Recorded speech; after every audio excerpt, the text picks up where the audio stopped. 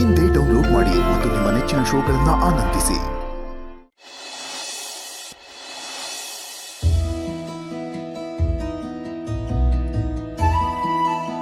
ಸಿರಿ, ಸಂಧ್ಯಾ, ಹೇಗಿದ್ದೀರಾ? ನಾವು ಚೆನ್ನಾಗಿದ್ದೀವಿ. ನೀವು ಹೇಗಿದ್ದೀರಾ? ನಮ್ಗೇನು, ನಾವು ಚೆನ್ನಾಗೇ ಇದ್ದೀವಿ. ಅದು ನಿಜಾನೇ. ರಾಧಮ್ಮನ್ನ ಮನೆ ಕರ್ಕೊಂಡು ಬಂದ್ಮೇಲೆ ಖುಷಿಯಾಗಿರ್ಲೇಬೇಕಲ್ವಾ? ಅವ್ರ ಮನೇಲಿದ್ದಾಗ ನಾವು ಖುಷಿಯಾಗಿದ್ವಿ. ಅಂದ್ರೇನು? ನೀವೀಗ ಖುಷಿಯಾಗಿಲ್ವಾ? ಅಂದ್ರೆ ಮಾತಿಗೆ ಹೇಳ್ದೆ ಅಷ್ಟೇ. ರಾಧಮ್ಮನ್ನ ಮಿಸ್ ಮಾಡ್ಕೊಳ್ತಿರೋದಂತೂ ಸತ್ಯ ತಾನೆ. ಅದಂತೂ ನಿಜ. ರಾಧಮ್ಮ ಮನೇಲಿದ್ದಾಗ ಮನೆ ತುಂಬಾ ಹಾಡು ಕೇಳ್ತಿತ್ತು. ಆದ್ರೆ ಈಗ ಮನೆಯೆಲ್ಲ ಬಿಕೋ ಅಂತಿದೆ. ರಾಧಮ್ಮ, ಹೇಗಿದ್ದೀರಾ? ನಮ್ಮನ್ನೆಲ್ಲ ಮರ್ತ್ಬಿಟ್ರಾ? ಮರೆಯೋದಾ? ನಾನು ಯಾರನ್ನೂ ಮರೆಯಲ್ಲ. ನೀವೆಲ್ಲ ಬರ್ತೀರಾ ಅಂತ ತುಳಸಿಯವ್ರು ಹೇಳಿದ್ರು. ನಾನು ಕಾಯ್ತಾ ಇದ್ದೆ. ಅಪ್ಪ, ಇಷ್ಟೊಂದು ಮಾತಾಡ್ತಿದ್ದೀರಾ? ನನಗಂತೂ ಆಶ್ಚರ್ಯ ಆಗ್ತಿದೆ. ಈ ಹಾಡೋ ಕೋಗಿಲೆಗೆ ಮಾತಾಡೋಕ್ಕೂ ಬರುತ್ತಾ? ನನಗಂತೂ ಇವ್ರ ಮಾತು ಕೇಳ್ತಿದ್ರೆ ಸ್ವೀಟ್ ಅನ್ನಿಸ್ತಿದೆ. ರಾಧಮ್ಮ, ತುಳಸಿ ಅಮ್ಮನ ಪ್ರಾಣ ಉಳಿಸಿದ್ದಕ್ಕೆ ತುಂಬ ಥ್ಯಾಂಕ್ಸ್. ನೀವು ನಮ್ಮೆಲ್ಲರೂ ಜೀವನ ಎಲ್ಲ ಉಳಿಸ್ಬಿಟ್ರಿ. ಗೊತ್ತು ಗುರಿ ಇಲ್ಲದೆ ಇರೋಳು ನಾನು. ನೀವೆಲ್ಲ ನನ್ನ ಮೇಲೆ ಅಷ್ಟೊಂದು ಪ್ರೀತಿ ಕಾಳಜಿ ತೋರಿಸಿದ್ದೀರ. ನೀವೆಲ್ಲ ನನಗೆ ಕೊಟ್ಟಿರೋ ಪ್ರೀತಿಗೆ ನಾನು ಮಾಡಿರೋದು ಏನೂ ದೊಡ್ಡ ಕೆಲಸ ಅಲ್ಲ. ಅರೆ, ಇಷ್ಟೊಂದು ಗೊತ್ತಾಗ್ತಿದ್ಯಾ ನಿಮಗೆ? ಸಂಧ್ಯಾ, ನೀನು ಹೇಳಿದ ನಿಜಾನೇ. ಇವರಿಷ್ಟು ಮಾತಾಡ್ತಿರೋದು ಡಬಲ್ ಆಶ್ಚರ್ಯ. ಇಷ್ಟೊತ್ತಾಯ್ತು, ಇನ್ನೂ ಆ ಕಿವಿ ಚುಚ್ಚೋರು ಬರಲೇ ಇಲ್ವಲ್ಲ. ಅವಿ, ಒಂದು ಫೋನ್ ಮಾಡು. ಈಗಷ್ಟೇ ಫೋನ್ ಮಾಡಿದ್ದಪ್ಪ, ಇಲ್ಲಿ ಹತ್ರ ಇದ್ದಾರಂತೆ, ಬಂದ್ಬಿಡ್ತಾರೆ. ತುಳಸಿ, ಉತ್ತರ ಕುಮಾರ. ಅಭಿ, ಯಾಕೆ ಏನಾಯ್ತು? ಸಪ್ಪಗಿದೆಯಾ? ಕಿವಿ ಚುಚ್ಚೋ ಶಾಸ್ತ್ರ ಏನೋ ಮಾಡ್ತಿದ್ದೀವಿ, ಆದರೆ ಈ ರೀತಿ ಕಿವಿ ಚುಚ್ಚೋದ್ರಿಂದ ಮಗುಗೆ ನೋವಾಗಲ್ವಾ? ನಮ್ಮ ಪುಟ್ಟಲಕ್ಷ್ಮಿಗೆ ನೋವಾದರೆ ನನಗೂ ನೋವಾಗುತ್ತೆ.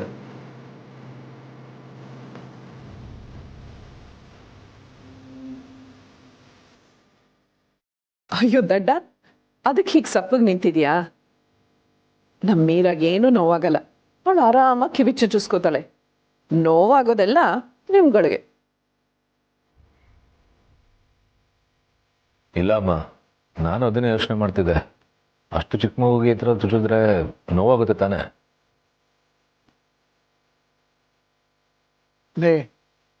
ಹಾಗೆಲ್ಲ ಏನು ನೋವು ಆಗೋದಿಲ್ಲ ಕಣೋ. ಮಕ್ಕಳಿಗೆ ಹೊರಗಿನ ಚರ್ಮಕ್ಕೆ ನೋವು ಆಗೋದು ಅಥವಾ ಅದು ತಿಳಿಯೋದು ಅವಕ್ಕೆ 2 ವರ್ಷ 3 ವರ್ಷ ಆದಮೇಲೆ.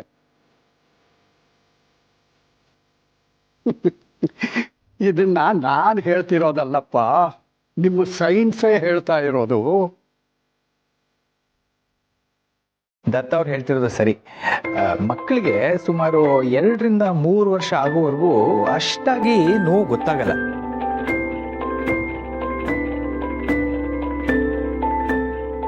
ಅಂದರೆ ನೋವು ಆಗುತ್ತೆ, ಆದರೆ ನಮಗೆಲ್ಲ ಆಗುತ್ತಲ್ಲ ಅಷ್ಟು ನೋವು ಗೊತ್ತಾಗಲ್ಲ. ನಮ್ಗಾಗೋ ನೋವಿಗೆ ಬ್ರೈನು ಬೇಗ ರಿಯಾಕ್ಟ್ ಮಾಡುತ್ತೆ, ಆದರೆ ಮಕ್ಕಳಿಗೆ ಆಗಲ್ಲ. ಆದರೂ ಈ ರೀತಿ ಕಿವಿ ಚುಚ್ಚೋದೆಲ್ಲ ಯಾಕೆ ಬೇಕು? ನಾವು ಮಕ್ಕಳಾಗಿದ್ದಾಗ ಕಿವಿ ಚುಚ್ಚಿಸ್ಕೊಂಡಿದ್ವಿ. ಆದರೆ ಈಗ ದೊಡ್ಡವರಾದ್ಮೇಲೆ ಗನ್ ಶಾಟ್ಸ್ ಎಲ್ಲ ಮಾಡಿಸ್ಕೋಬೋದಲ್ವಾ? ಮಾಡಿಸ್ಕೋಬೋದು.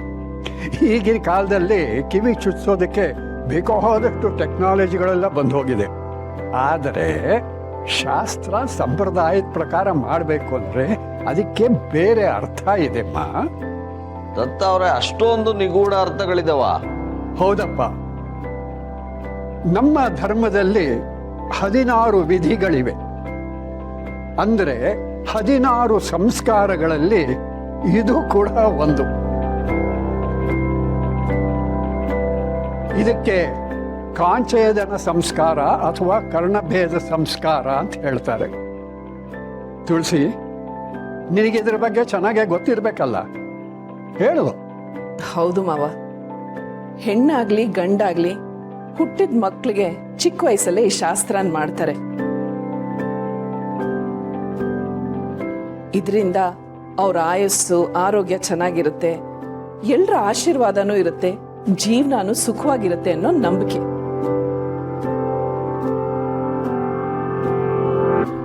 ಅಷ್ಟೇ ಅಲ್ಲ, ಕಿವಿ ಚುಚ್ಸೋದ್ರ ಹಿಂದೆ ನೀವೆಲ್ಲ ಹುಡ್ಕೋ ಹಾಗೆ ಸೈನ್ಸಲ್ಲೂ ಕಾರಣ ಇದೆ. ಹೌದಾ? ನಿಜವಾಗ್ಲೂ ನಮಗೆ ವಿಷಯ ಎಲ್ಲ ಗೊತ್ತೇ ಇರಲಿಲ್ಲಮ್ಮ. ಅಂಥದ್ದೇನು ಕಾರಣ ಇದೆ? ನನಗೆ ಎಷ್ಟು ಗೊತ್ತಿದೆಯೋ ಅಷ್ಟು ಹೇಳ್ತೀನಿ. ಮೆದುಳಿನ ಕ್ರಿಯೆ ಹೆಚ್ಚಾಗುವಂಥ ನರಗಳು ಕಿವಿಯಿಂದನೂ ಬಂದಿರುತ್ತಂತೆ. ಕಿವಿ ಚುಚ್ಚೋದ್ರಿಂದ ಮೆದುಳಿನ ಕ್ರಿಯೆ ವೃದ್ಧಿ ಆಗತ್ತೆ ಅಂತ ಹೇಳ್ತಾರೆ.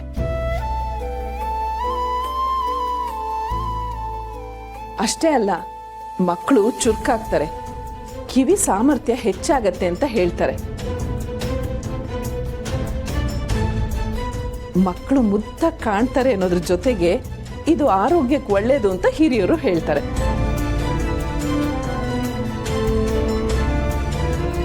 ವಾರೇ ವಾ, ನೋಡಿ ಇಷ್ಟು ವರ್ಷದಿಂದ ನಮ್ಮ ಮಕ್ಕಳಿಗೆಲ್ಲ ಕಿವಿ ಚುಚ್ಚಿದೀವಿ, ಇದೆಲ್ಲ ನಮಗೆ ಗೊತ್ತೇ ಇರಲಿಲ್ಲ. ನಮ್ಮ ಮನೆ ಪುಟ್ಟಲಕ್ಷ್ಮಿಯಿಂದ ಇದನ್ನೆಲ್ಲ ತಿಳ್ಕೊಳ್ಳೋ ಹಾಗಾಯಿತು. ಆ ಪುಟ್ಟಲಕ್ಷ್ಮಿ ಕಾರಣಕ್ಕೆ ಈ ಮಹಾಲಕ್ಷ್ಮಿಯಿಂದ ನಮಗೆ ಈ ವಿಷಯ ಗೊತ್ತಾಯಿತು. ಥ್ಯಾಂಕ್ಸ್ ಅದಕ್ಕೆ.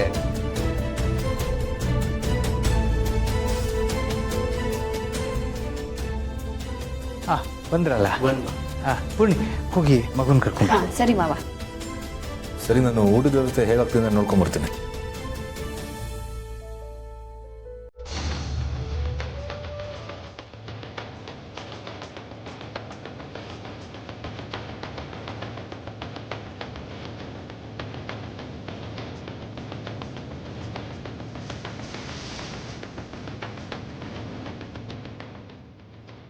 ಪಾಪು ಕೊಡ್ಸಿರೋ ಕಾಲ್ಗೆಜೆ ಸೌಂಡ್ ಇದ್ದಾಗಿದೆಯಲ್ಲ.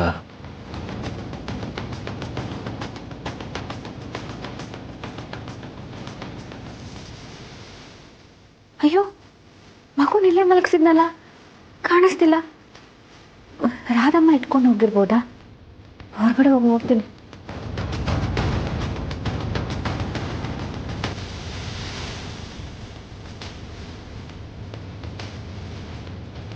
ನೀವು ಶಾಸ್ತ್ರಕ್ಕೆ ಏನೇನು ಬೇಕು ಅದೆಲ್ಲ ರೆಡಿ ಮಾಡ್ಕೊಳ್ಳಿ. ಅಷ್ಟರಲ್ಲಿ ಪೂರ್ಣಿ ಮಗುನ ಕರ್ಕೊಂಡು ಬರ್ತಾಳೆ. ಸಮರ್ಥಿನೂ ಬಂದೇ ಇಲ್ಲ. ಪುಟ್ಟಲಕ್ಷ್ಮಿ ಬರೋಷ್ಟೊಳಗೆ ಸಮರ್ಥ ಬರ್ತಾಳೆ. ಅಕ್ಕ ಎಷ್ಟೊತ್ತಾದರೂ ಮಗುನ ಕರ್ಕೊಂಡು ಬರಲೇ ಇಲ್ಲ. ನಾನೊಂದ್ಸಲಿ ಹೋಗಿ ನೋಡ್ಲಾ? ನೀನಿರಮ್ಮ, ನಾನು ನೋಡ್ಕೊಂಬರ್ತೇನೆ. ಒಂದು ನಿಮಿಷ ನಿಂತ್ಕೊಳ್ಳಿ.